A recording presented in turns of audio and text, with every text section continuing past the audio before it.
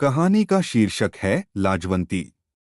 इसके लेखक हैं राजिंदर सिंह बेदी। हथ लाइया कुम्हलानी लाजवंती दे बूटे। ये छुईमुई के पौधे हैं री, हाथ भी लगाओ कुम्हला जाते हैं। एक पंजाबी गीत। बंटवारा हुआ और बेशुमार ज़मी लोगों ने उठकर अपने बदन पर से खून पोंछ डाला और फिर सब मिलकर उनकी तरफ मुतवज्जह हो गए जिनके बदन सही व सालिम थे। लेकिन दिल्स-ख्मीक गलीगली महल्ले महल्ले में फिर बसाओ कमेटियां बन गई थीं और शुरू में बड़ी तंदही के साथ कारोबार में बसाओ, जमीन पर बसाओ और घरों में बसाओ प्रोग्राम शुरू कर दिया गया था। लेकिन एक प्रोग्राम ऐसा था जिसकी तरफ किसी ने तवज्जो न दी थी।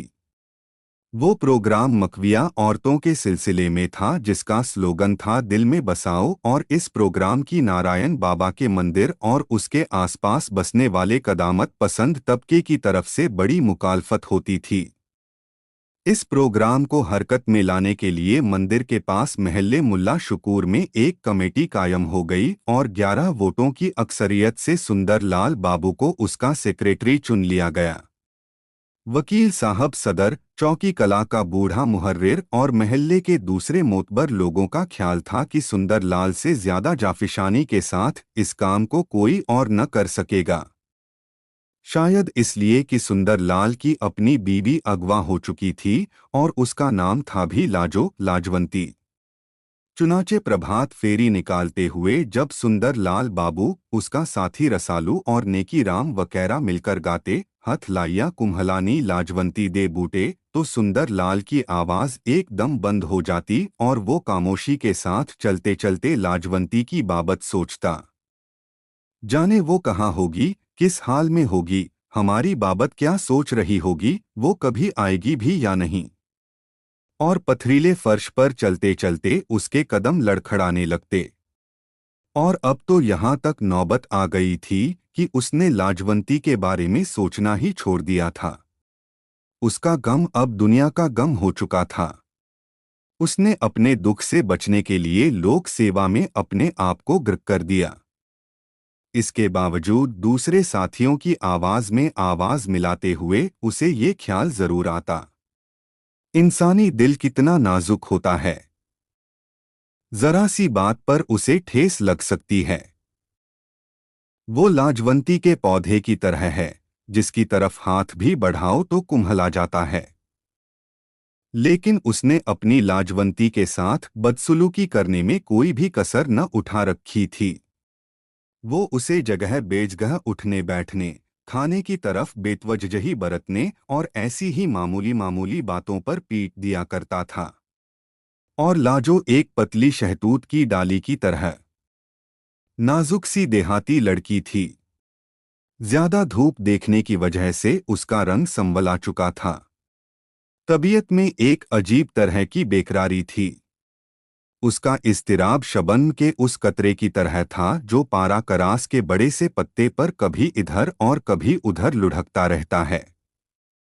उसका दुबलापन उसकी सेहत के खराब होने की दलील न थी, एक सेहतमंदी की निशानी थी जिसे देखकर भारी भरकम सुंदर लाल पहले तो घबराया, लेकिन जब उसने देखा कि लाजो हर किस्म का बोझ, हर किस्म का सदमा, हत्ता की मारपीट तक सह गुजरती है, तो वो अपनी बदसलूकी को बदतरीज बढ़ाता गया और उसने उन हदों का ख्याल ही न किया जहां पहुंच जाने के बाद किसी भी इंसान का सब्र टूट सकता है।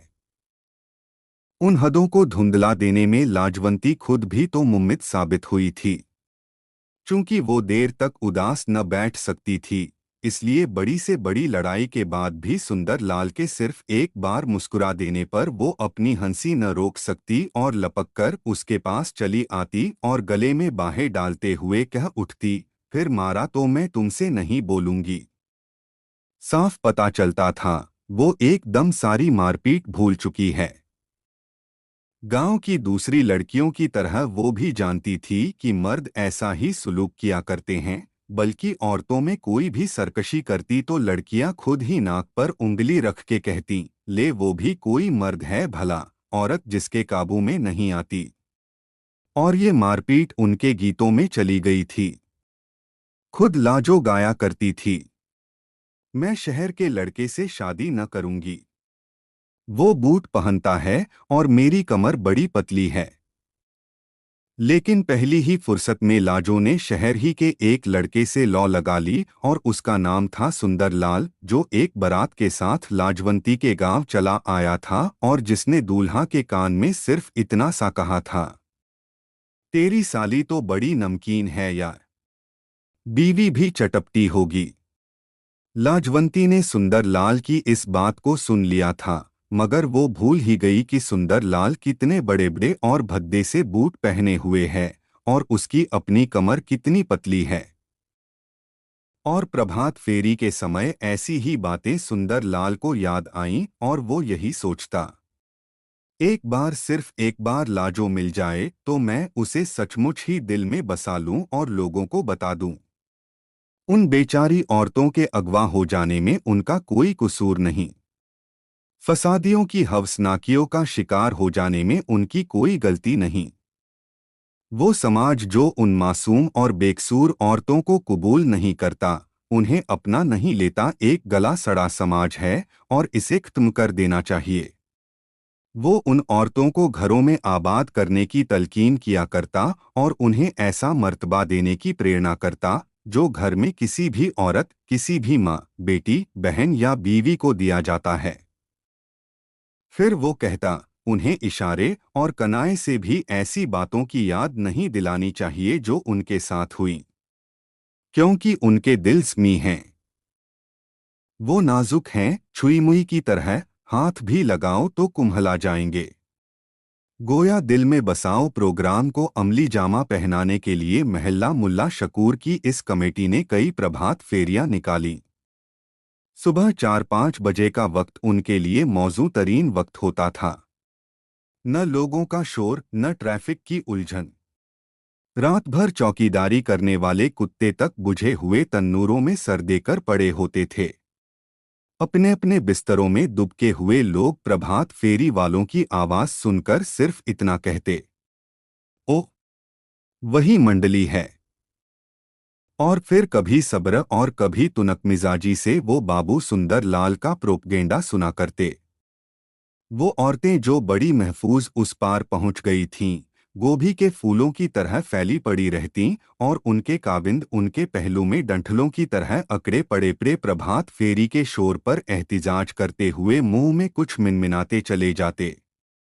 या कहीं कोई बच्चा थोड़ी देर के लिए आंखें खोलता और दिल में बसाओ के फरियादी और अंदोहगीन प्रोपगंडे को सिर्फ एक गाना समझकर फिर सो जाता। लेकिन सुबह के समय कान में पड़ा हुआ शब्द बेकार नहीं जाता। वो सारा दिन एक तकरार के साथ दिमाग में चक्कर लगाता रहता है और बाज वक्त तो इंसान उसके मानी को भी नहीं समझता पर गुनगुनाता चला जाता है।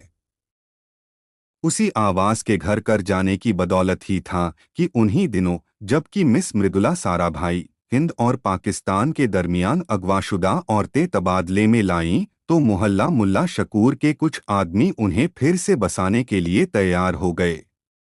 उनके वारिस शहर से बाहर चौकी कला पर उन्हें मिलने के लिए गए। मकविया औरतें और उनके लवाहिकीन कुछ देर एक दूसरे को देखते रहे और फिर सर झुकाए अपने अपने बर्बाद घरों को फिर से आबाद करने के काम पर चल दिए। रसालू और नेकीराम और सुंदर लाल बाबू कभी महेंद्र सिंह जिंदाबाद और कभी सोहन लाल जिंदाबाद के नारे लगाते और वो नारे लगाते रहे हत्ता कि उनके गले सूख गए। लेकिन मकविया औरतों में ऐसी भी थीं जिनके शौहरों, जिनके माँ बाप, बहन और भाइयों ने उन्हें पहचानने से इनकार कर दिया था। आखिर वो मर क्यों न गईं? अपनी इफ़्फ़त और इस्मत को बचाने के लिए उन्होंने जहर क्यों न खा लिया? कुएं में छलांग क्यों न लगा दी? वो बुज़दिल थीं जो इस तरह जिंदगी से चिमटी हुई थीं। सैकड़ों हजारों औरतों ने अपनी इस्मत लुट जाने से पहले अपनी जान दे दी, लेकिन उन्हें क्या पता कि वो जिंदा रहकर किस बहादुरी से काम ले रही हैं, कैसे पथराई हुई आंखों से मौत को घूर रही हैं। ऐसी दुनिया में जहां उनके शौहर तक उन्हें नहीं पहचानते, फिर उनमें से कोई जी ही जी में अपना नाम दोहराती, सुहागवंती, सुहाग वाली, और अपने भाई को इस जमेकफीर में देखकर आखिरी बार इतना कहती, तू भी मुझे नहीं पहचानता बिहारी? मैंने तुझे गोदी खिलाया था रे। और बिहारी चिल्ला देना चाहता। फिर वो माम बाप की तरफ देखता और माम बाप अपने जिगर पर हाथ रख के नारायण बाबा की तरफ देखते और निहायत बेबसी के आलम में नारायण बाबा आसमान की तरफ देखता, जो दरअसल कोई हकीकत नहीं रखता और जो सिर्फ हमारी नज़र का धोखा है, जो सिर्फ एक हद है जिसके पार हमारी निगाहें काम नहीं करती। लेकिन फौजी ट्रक में मिस साराभाई तबादले में जो औरतें लाईं, उनमें लाजो न थी। सुंदर लाल ने उम्मीदों से आखिरी लड़की को ट्रक से नीचे उतरते देखा और फिर उसने बड़ी खामोशी और बड़े अज़्म से अपनी कमेटी की सरगर्मियों को दो चंद कर दिया। अब वो सिर्फ सुबह के समय ही प्रभात फेरी के लिए न निकलते थे, बल्कि शाम को भी जुलूस निकालने लगे और कभी कभी एक आध छोटा मोटा जलसा भी करने लगे, जिसमें कमेटी का बूढ़ा सदर वकील कालका प्रसाद सूफी खनकारों से मिलीजुली एक तकरीर कर दिया करता और रसालू एक पीकदान ये ड्यूटी पर हमेशा मौजूद रहता। लाउड स्पीकर से अजीब तरह की आवाजें आतीं। फिर कहीं नेकी राम मुहर्रिर चौकी कुछ कहने के लिए उठते, लेकिन वो जितनी भी बातें कहते और जितने भी शास्त्रों और पुराणों का हवाला देते, उतना ही अपने मकसद के खिलाफ बातें करते और यूं मैदान हाथ से जाते देखकर सुंदर लाल बाबू उठता, लेकिन वो दो फिरकों के अलावा कुछ भी न कह पाता। उसका गला रुक जाता, उसकी आंखों से आंसू बहने लगते और रोहासा होने के कारण वो तकरीर न कर पाता। आखिर बैठ जाता, लेकिन मजमे पर एक अजीब तरह की खामोशी छा जाती और सुंदर लाल बाबू की उन दो बातों का असर, जो कि उसके दिल की गहराइयों से चली आती, वकील कालका प्रसाद सूफी की सारी नासीहाना फसाहत पर भारी होता। लेकिन लोग वहीं रो देते, अपने जज्बात को आसूदा कर लेते और फिर काल्यूजहन घर लौट जाते। एक रोज कमेटी वाले सांझ के समय भी प्रचार करने चले आए और होते होते कदामत पसंदों के गढ़ में पहुंच गए। मंदिर के बाहर पीपल के एक पेड़ के इर्दगिर्द सीमेंट के थड़े पर कई श्रद्धालु बैठे थे और रामायण की कथा हो रही थी। नारायण बाबा रामायण का वो हिस्सा सुना रहे थे जहां एक धोबी ने अपनी धोबन को घर से निकाल दिया था और उससे कह दिया, मैं राजा रामचंद्र नहीं, जो इतने साल रावण के साथ रह आने पर भी सीता को बसा लेगा, और रामचंद्र जी ने महासत्वंती सीता को घर से निकाल दिया, ऐसी हालत में जबकि वो गर्भवती थी। क्या इससे भी बढ़कर राम राज का कोई सबूत मिल सकता है? नारायण बाबा ने कहा, ये है राम राज, जिसमें एक धोबी की बात को भी उतनी ही कद्र की निगाह से देखा जाता है। कमेटी का जुलूस मंदिर के पास रुक चुका था और लोग रामायण की कथा और श्लोक का वर्णन सुनने के लिए ठहर चुके थे। सुंदर लाल आखिरी फिक्रे सुनते हुए कह उठा, हमें ऐसा राम राज नहीं चाहिए बाबा। चुप रहो जी। तुम कौन होते हो? खामोश। मजमे से आवाजें आईं और सुंदर लाल ने बढ़कर कहा, मुझे बोलने से कोई नहीं रोक सकता।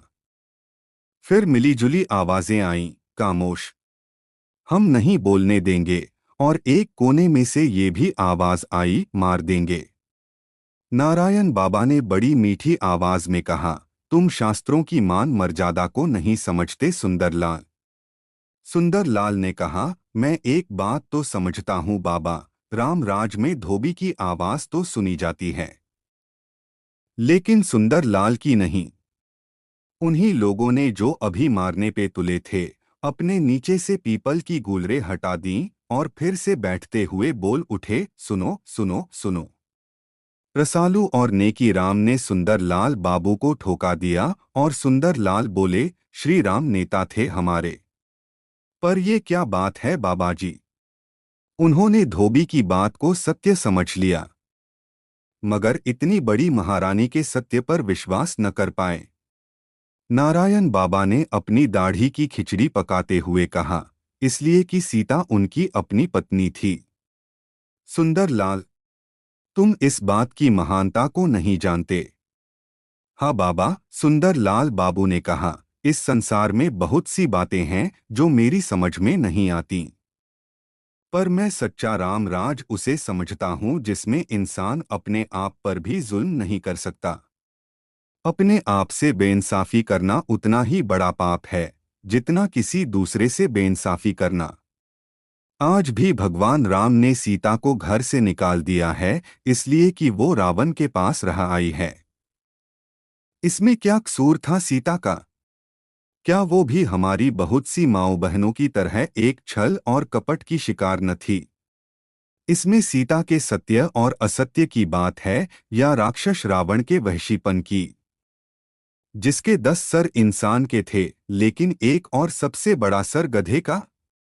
आज हमारी सीता निर्दोष घर से निकाल दी गई है। सीता, लाजवंती और सुंदरलाल बाबू ने रोना शुरू कर दिया। रसालू और नेकी राम ने तमाम वो सुर्ख झंडे उठा लिए जिन पर आज ही स्कूल के छोकरों ने बड़ी सफाई से नारे काट के चिपका दिए थे, और फिर वो सब सुंदरलाल बाबू जिंदाबाद के नारे लगाते हुए चल दिए। जुलूस में से एक ने कहा, महास्ती सीता जिंदाबाद। एक तरफ से आवाज आई, श्री रामचंद्र। और फिर बहुत सी आवाजें आईं, खामोश, खामोश। और नारायण बाबा की महीनों की कथा अकारत चली गई। बहुत से लोग जुलूस में शामिल हो गए, जिसके आगे आगे वकील कालका प्रसाद और हुक्म सिंह मुहर्रिर चौकी कला जा रहे थे, अपनी बूढ़ी छड़ियों को जमीन पर मारते और एक फातिहाना सी आवाज पैदा करते हुए, और उनके दरमियान कहीं सुंदर लाल जा रहा था। उसकी आंखों से अभी तक आंसू बह रहे थे। आज उसके दिल को बड़ी ठेस लगी थी और लोग बड़े जोश के साथ एक दूसरे के साथ मिलकर गा रहे, हथ लाइया कुम्हलानी लाजवंती दे बूटे। अभी गीत की आवाज लोगों के कानों में गूंज रही थी। अभी सुबह भी नहीं हो पाई थी और मोहल्ला मुल्ला शकूर के मकान 414 की विधवा अभी तक अपने बिस्तर में करबनाक सी अंगड़ाइयां ले रही थी कि सुंदर लाल का गिराए लालचंद, जिसे अपना असरोर सुख इस्तेमाल करके सुंदर लाल और कलीफा कालका प्रसाद ने राशन डिपो दिया था, दौड़ा दौड़ा आया और अपनी गाड़ी की चादर से हाथ फैलाए हुए बोला, बधाई हो सुंदर लाल। सुंदर लाल ने मीठा गुड़ चिलम में रखते हुए कहा, किस बात की बधाई लालचंद? मैंने लाजो भाभी को देखा है। सुंदर लाल के हाथ से चिलम गिर गई और मीठा तंबाकू फर्श पर गिर गया। कहाँ देखा है? उसने लालचंद को कंधों से पकड़ते हुए पूछा और जल्द जवाब न पाने पर झिंझोड़ दिया। वाघा की सरहद पर। सुंदर लाल ने लालचंद को छोड़ दिया और इतना सा बोला, कोई और होगी। लालचंद ने यकीन दिलाते हुए कहा, नहीं भैया, वो लाजो ही थी, लाजो। तुम उसे पहचानते भी हो? सुंदर लाल ने फिर से मीठे तंबाकू को फर्श पर से उठाते और हथेली पर मसलते हुए पूछा, और ऐसा करते हुए उसने रसालू की चिलम हुक्के पर से उठा ली और बोला, भला क्या पहचान है उसकी? एक तेंदुला ठोड़ी पर है, दूसरा गाल पर, हाँ हाँ हाँ, और सुंदर लाल ने खुद ही कह दिया, तीसरा माथे पर। वो नहीं चाहता था अब कोई कदशा रह जाए, और एकदम उसे लाजवंती के जाने पहचाने जिस्म के सारे तेंदुले याद आ गए जो उसने बचपने में अपने जिस्म पर बनवा लिए थे, जो उन हल्के हल्के सब्ज दानों की मानिंद थे जो छुईमुई के पौधे के बदन पर होते हैं और जिसकी तरफ इशारा करते ही वो कुम्हलाने लगता है। बिल्कुल उसी तरह उन तेंदुलों की तरफ उंगली करते ही लाजवंती शर्मा जाती थी और गुम हो जाती थी, अपने आप में सिमट जाती थी। गोया उसके सब राज किसी को मालूम हो गए हों और किसी नामालूम खजाने के लुट जाने से वो मुफलिस हो गई हो। सुंदर लाल का सारा जिस्म एक अनजाने खौफ, एक अनजानी मोहब्बत और उसकी मुकद्दस आग में फूंकने लगा। उसने फिर से लालचंद को पकड़ लिया और पूछा, लाजो, वाघा कैसे पहुंच गई? लालचंद ने कहा, हिंद और पाकिस्तान में औरतों का तबादला हो रहा था ना। फिर क्या हुआ? सुंदरलाल ने उकड़ू बैठते हुए कहा, क्या हुआ फिर? रसालू भी अपनी चारपाई पर उठ बैठा और तंबाकूनोशों की मखसूस खांसी खांसते हुए बोला, सचमुच आ गई है लजवंती भाभी। लालचंद ने अपनी बात जारी रखते हुए कहा, वाघा पर 16 औरतें पाकिस्तान ने दे दीं और उसके इवज 16 औरतें ले लीं। लेकिन एक झगड़ा खड़ा हो गया। हमारे वॉलंटियर एतराज कर रहे थे कि तुमने जो औरतें दी हैं उनमें अधेड़, बूढ़ी और बेकार औरतें ज्यादा हैं। इस तनाजे पर लोग जमा हो गए। उस वक्त उधर के वॉलंटियरों ने लाजो भाभी को दिखाते हुए कहा, तुम इसे बूढ़ी कहते हो? देखो देखो, जितनी औरतें तुमने दी हैं उनमें से एक भी बराबरी करती है इसकी। और वहां लाजो भाभी सबकी नजरों के सामने अपने तेंदुले छुपा रही थी। फिर झगड़ा बढ़ गया। दोनों ने अपना अपना माल वापस ले लेने की ठान ली। मैंने शोर मचाया, लाजो लाजो भाभी, मगर हमारी फौज के सिपाहियों ने हमें ही मार मार के भगा दिया। और लालचंद अपनी कोहनी दिखाने लगा जहां उसे लाठी पड़ी थी। रसालू और नेकी राम चुपचाप बैठे रहे और सुंदरलाल कहीं दूर देखने लगा। शायद सोचने लगा। लाजो आई भी पर न आई और सुंदरलाल की शक्ल ही से जान पड़ता था जैसे वो बीकानेर का सहरा फांद कर आया है और अब कहीं दरख्त की छांव में जबान निकाले हाँप रहा है। मुंह से इतना भी नहीं निकलता, पानी दे दो। उसे यूं महसूस हुआ, बंटवारे से पहले बंटवारे के बाद का तशद्दुद अभी तक कारफरमा है। सिर्फ उसकी शक्ल बदल गई है। अब लोगों में पहला सा दरेक भी नहीं रहा। किसी से पूछो, सांभर वाला मैं लहना सिंह रहा करता था और उसकी भाभी बंतो, तो वो झट से कहता मर गए और उसके बाद मौत, और उसके मफहूम से बिल्कुल बेखबर, बिल्कुल आरी आगे चला जाता। उससे भी एक कदम आगे बढ़कर बड़े ठंडे दिल से ताजिर इंसानी माल, इंसानी गोश्त और पोस्त की तिजारत और उसका तबादला करने लगे। मवेशी खरीदने वाले किसी भैंस या गाय का जबड़ा हटाकर दांतों से उसकी उम्र का अंदाजा करते थे। अब वो जवान औरत के रूप, उसके निखार, उसके अजीज तरीन राजों, उसके तेंदुलों की शारायाम में नुमाइश करने लगे। तशद्दुद अब ताजिरों की नसंस में बस चुका है।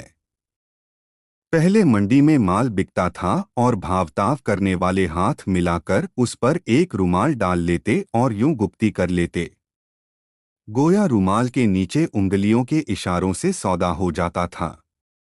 अब गुप्ती का रुमाल भी हट चुका था और सामने सौदे हो रहे थे और लोग तिजारत के आदाब भी भूल गए थे। ये सारा लेन देन, ये सारा कारोबार पुराने जमाने की दास्तान मालूम हो रहा था जिसमें औरतों की आज़ादाना खरीदोफरोख्त का किस्सा बयान किया जाता है। अज़्बेक अनगिनत उरिया औरतों के सामने खड़ा उनके जिस्मों को टोह-टोह के देख रहा है और जब वो किसी औरत के जिस्म को उंगली लगाता है तो उस पर एक गुलाबी सा गढ़ा पड़ जाता है और उसके इर्द-गिर्द एक जर्द सा हल्का और फिर ज़दिया और सुर्खियाँ एक दूसरे की जगह लेने के लिए दौड़ती हैं। अज़्बेक आगे गुजर जाता है और नाकाबिले कबूल औरत एक एतराफ़ शिकस्त, एक इन्फियालियत के आलम में एक हाथ से इज़ार बंद थामे और दूसरे से अपने चेहरे को अवाम की नज़रों से छुपाए सिसकियां लेती है। सुंदरलाल अमृतसर सरहद जाने की तैयारी कर ही रहा था कि उसे लाजो के आने की खबर मिली। एकदम ऐसी खबर मिल जाने से सुंदरलाल घबरा गया। उसका एक कदम फौरन दरवाजे की तरफ बढ़ा, लेकिन वो पीछे लौट आया। उसका जी चाहता था कि वो रूठ जाए और कमेटी के तमाम प्ले कार्डों और झंडियों को बिछाकर बैठ जाए और फिर रोए, लेकिन वहां जज्बात का यूं मुजाहिरा मुमकिन न था। उसने मर्दानावार उस अंदरूनी कशाकश का मुकाबला किया और अपने कदमों को नापते हुए चौकी कला की तरफ चल दिया, क्योंकि वही जगह थी जहां मकविया औरतों की डिलीवरी दी जाती थी। अब लाजो सामने खड़ी थी और एक खौफ के जज्बे से कांप रही थी। वही सुंदरलाल को जानती थी, उसके सिवाय कोई न जानता था। वो पहले ही उसके साथ ऐसा सुलूक करता था और अब जबकि वो एक गैर मर्द के साथ जिंदगी के दिन बिताकर आई थी, न जाने क्या करेगा। सुंदर लाल ने लाजो की तरफ देखा। वो कालिस इस्लामी तर्ज का लाल दुपट्टा ओढ़े थी और बाएं बुक्कल मारे हुए थी। आदतन दूसरी औरतों में घुल मिल जाने और बिलाकिर अपने सयाद के दाम से भाग जाने की आसानी थी। और वो सुंदर लाल के बारे में इतना ज्यादा सोच रही थी कि उसे कपड़े बदलने या दुपट्टा ठीक से ओढ़ने का भी ख्याल न रहा। वो हिंदू और मुसलमान की तहजीब के बुनियादी फर्क, दाएं बुक्कल और बाएं बुक्कल में इम्तियाज करने से कासिर रही थी। अब वो सुंदर लाल के सामने खड़ी थी और कांप रही थी, एक उम्मीद और एक डर के जज्बे के साथ। सुंदर लाल को धचका सा लगा। उसने देखा लाजवंती का रंग कुछ निखर गया था और वो पहले की बनिस्बत कुछ तंदुरुस्त सी नजर आती थी। नहीं, वो मोटी हो गई थी। सुंदर लाल ने जो कुछ लाजो के बारे में सोच रखा था, वो सब गलत था। वो समझता था गम में घुल जाने के बाद लाजवंती बिल्कुल मरियल हो चुकी होगी और आवाज उसके मुंह से निकाले न निकलती होगी।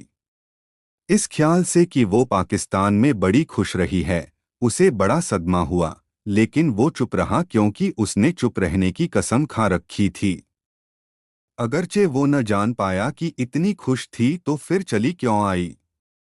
उसने सोचा शायद हिंद सरकार के दबाव की वजह से उसे अपनी मर्जी के खिलाफ यहाँ आना पड़ा, लेकिन एक चीज वो न समझ सका कि लाजवंती का संबलाया हुआ चेहरा जर्दी लिए हुए था और महज गम से उसके बदन के गोश्त ने हड्डियों को छोड़ दिया था।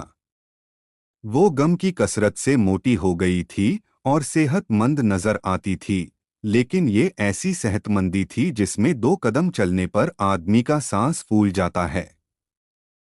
मकविया के चेहरे पर पहली निगाह डालने का तासुर कुछ अजीब सा हुआ, लेकिन उसने सब ख्यालात का एक असबाती मर्दानगी से मुकाबला किया और भी बहुत से लोग मौजूद थे। किसी ने कहा, हम नहीं लेते मुसलमान की झूठी औरत। और ये आवाज रसालू, नेकी राम और चौकी कला के बूढ़े मुहर्रिर के नारों में गुम होकर रह गई। इन सब आवाजों से अलग कालका प्रसाद की फटती और चिल्लाती आवाज आ रही थी। वो खांस भी लेता और बोलता भी जाता। वो इस नई हकीकत, इस नई शुद्धि का शिद्दत से कायल हो चुका था। यूं मालूम होता था आज उसने कोई नया वेद, कोई नया पुराण और शास्त्र पढ़ लिया है और अपने इस हुसूल में दूसरों को भी हिस्सेदार बनाना चाहता है। उन सब लोगों और उनकी आवाजों में घिरे हुए लाजो और सुंदर लाल अपने डेरे को जा रहे थे और ऐसा जान पड़ता था जैसे हजारों साल पहले के रामचंद्र और सीता किसी बहुत लंबे अखलाकी बनवास के बाद अयोध्या लौट रहे हैं। एक तरफ तो लोग खुशी के इजहार में दीप माला कर रहे हैं और दूसरी तरफ उन्हें इतनी लंबी अजियत दिए जाने पर तास्सुफ भी। लाजवंती के चले आने पर भी सुंदर लाल बाबू ने उसी शदोमत से दिल में बसाओ प्रोग्राम को जारी रखा। उसने कौल और फेल दोनों एतिबार से उसे निभा दिया था और वो लोग जिन्हें सुंदर लाल की बातों में काली खोखली जज्बातियत नजर आती थी, कायल होना शुरू हुए। अक्सर लोगों के दिल में खुशी थी और बेशतर के दिल में अफसोस। मकान 414 की बेवा के अलावा मोहल्ला मुल्ला शकूर की बहुत सी औरतें सुंदर लाल बाबू सोशल वर्कर के घर आने से घबराती थीं। लेकिन सुंदर लाल को किसी की एतना या बेइतनाई की परवाह न थी। उसके दिल की रानी आ चुकी थी और उसके दिल का खिला पट चुका था। सुंदर लाल ने लाजो की स्वर्ण मूर्ति को अपने दिल के मंदिर में स्थापित कर लिया था और खुद दरवाजे पर बैठा उसकी हिफाजत करने लगा था। लाजो जो पहले खौफ से सहमी रहती थी, सुंदर लाल के गैर मुतवक्के नर्म सुलूक को देखकर आहिस्ता आहिस्ता खुलने लगी। सुंदर लाल लाजवंती को अब लाजो के नाम से नहीं पुकारता था। वो उसे कहता था देवी। और लाजो एक अनजानी खुशी से पागल हुई जाती थी। वो कितना चाहती थी कि सुंदर लाल को अपनी वारदात कह सुनाए और सुनाते सुनाते इस कदर रोए कि उसके सब गुनाह धुल जाएं। लेकिन सुंदरलाल लाजो की वो बातें सुनने से गुरेज करता था और लाजो अपने खुल जाने में भी एक तरह से सिमटी रहती। अलबत्ता जब सुंदरलाल सो जाता तो उसे देखा करती और अपनी इस चोरी में पकड़ी जाती। जब सुंदरलाल उसकी वजह पूछता तो वो नहीं यूं ही ऊहू के सिवा और कुछ न कहती और सारे दिन का थका हारा सुंदरलाल फिर ऊँघ जाता। अलबत्ता शुरू शुरू में एक दफा सुंदरलाल ने लाजवंती के सियाह दिनों के बारे में सिर्फ इतना सा पूछा था, कौन था वो? लाजवंती ने निगाहें नीची करते हुए कहा, जुम्मा। फिर वो अपनी निगाहें सुंदरलाल के चेहरे पर जमाए कुछ कहना चाहती थी, लेकिन सुंदरलाल एक अजीब सी नजरों से लाजवंती के चेहरे की तरफ देख रहा था और उसके बालों को सहला रहा था। लाजवंती ने फिर आंखें नीची कर लीं और सुंदरलाल ने पूछा, अच्छा सुलूक करता था वो? हाँ। मारता तो नहीं था?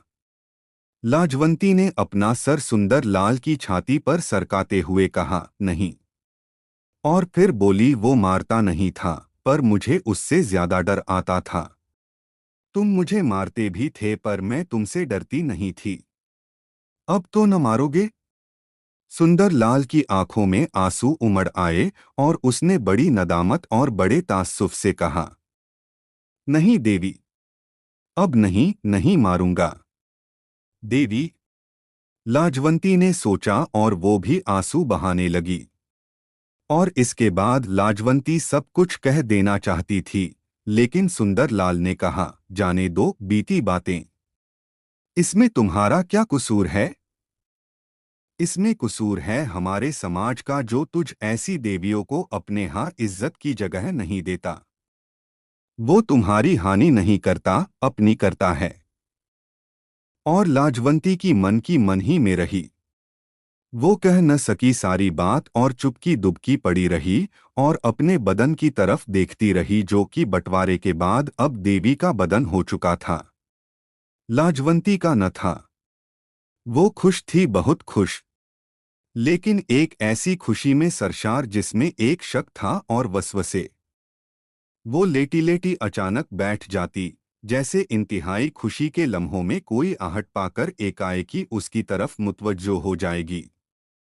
जब बहुत से दिन बीत गए तो खुशी की जगह पूरे शक ने ले ली, इसलिए नहीं कि सुंदरलाल बाबू ने फिर वही पुरानी बदसलूकी शुरू कर दी थी, बल्कि इसलिए कि वो लाजो से बहुत ही अच्छा सुलूक करने लगा था। ऐसा सुलूक जिसकी लाजो मुतवक्के न थी। वो सुंदरलाल की वो पुरानी लाजो हो जाना चाहती थी, जो गाजर से लड़ पड़ती और मूली से मान जाती। लेकिन अब लड़ाई का सवाल ही न था। सुंदरलाल ने उसे ये महसूस करा दिया जैसे वो लाजवंती कांच की कोई चीज है जो छूते ही टूट जाएगी। और लाजो आईने में अपने सरापा की तरफ देखती और आखिर इस नतीजे पर पहुंचती कि वो और तो सब कुछ हो सकती है, पर लाजो नहीं हो सकती। वो बस गई पर उजड़ गई। सुंदरलाल के पास उसके आंसू देखने के लिए न आंखें थीं और न आहें सुनने के लिए कान।